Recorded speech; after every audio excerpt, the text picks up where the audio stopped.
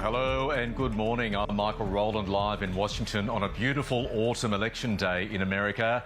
Not long now, in fact, in just a few hours, polling stations around the country will shut.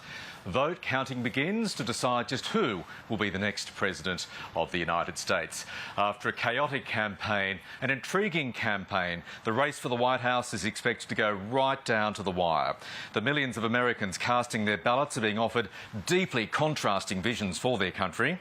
In the race's final hours, Kamala Harris held a star-studded rally on the so-called Rocky Steps in Philadelphia with a message of unity, while Donald Trump compared himself to Abraham Lincoln and ramped up his often dark rhetoric on import tariffs and border control. James, Catherine, very monumental day for America, very monumental day for Australia, the rest of the world. Everybody is watching on this historic election. Historic either way. America is poised to elect either its first female president, its first female president of black and South Asian origin, or in Donald Trump, only the second time in history re-electing a president for non-consecutive terms.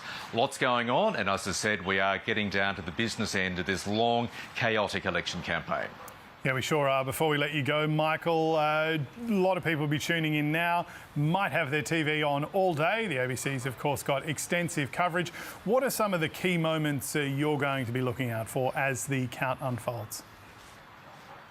It all comes down to those swing states. We've talked so often about these 7 battleground states spread right across the country that will determine who wins or loses.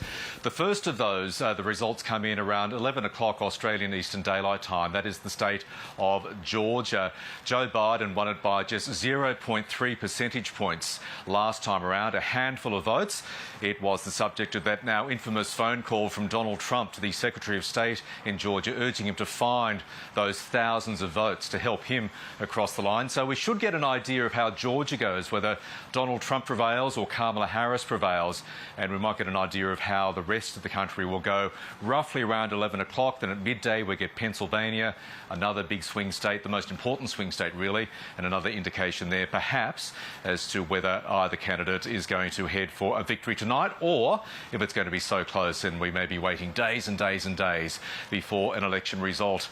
Kamala Harris mailed her vote in some days ago. She's a California resident. Today we had Donald Trump going to a polling station in West Palm Beach, Florida. He cast his vote alongside his wife Melania and had this to say about how he sees tonight, election night in America, potentially playing out for him. On the assumption I win, I mean, I don't know if something else happens. I don't know what's going to happen in terms of declaring victory, but if in normal times I would go over to the convention center, let's say at 10 o'clock or 11 o'clock or something, but I just don't know. It looks like we have a very substantial lead. It looks like we have many more Republicans voting today than Democrats. So if you have a lead and we have a bigger vote, that means you're doing very well, but they have to call a winner. They should, and they should call a winner, yes. Donald Trump there, Sir James and Catherine, he says he's confident of victory. Kamala Harris says she's confident of victory. Only one of them can be right. Only one can be right, Michael. And when it's so tight, maybe the tightest election in history, every vote counts. And a short time ago, we saw live footage of Kamala Harris actually calling up voters individually, meeting with volunteers in that final push as the countdown to the polls closing. It's really, really going down to the wire. It is indeed, and that just underscores those pictures of Kamala Harris. We saw what she's had to do, what Donald Trump's had to do, what the Democratic Party apparatus has had to do, the Republican Party apparatus.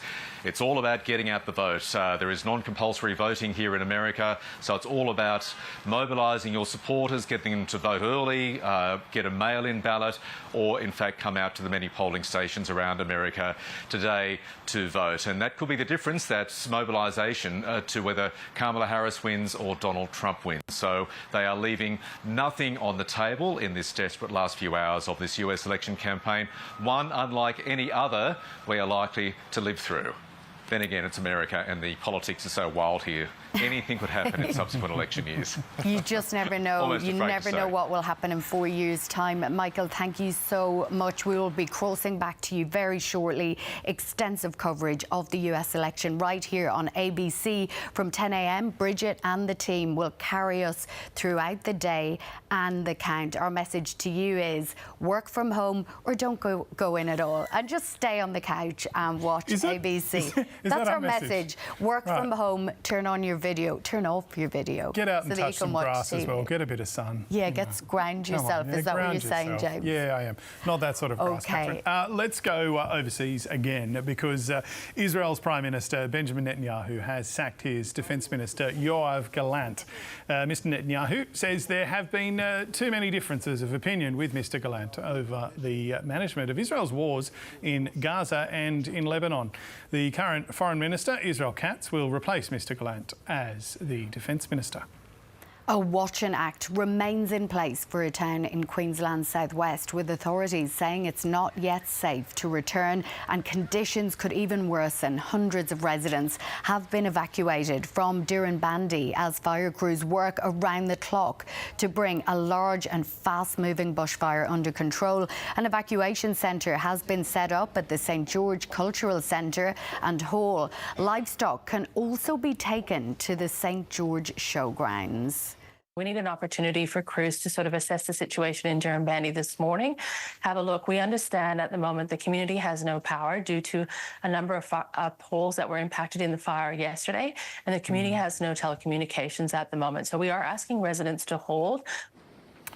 And the RBA Governor, Michelle Bullock, has again poured cold water on hopes for a pre-Christmas rate cut. The board kept rates on hold again at 4.35% yesterday.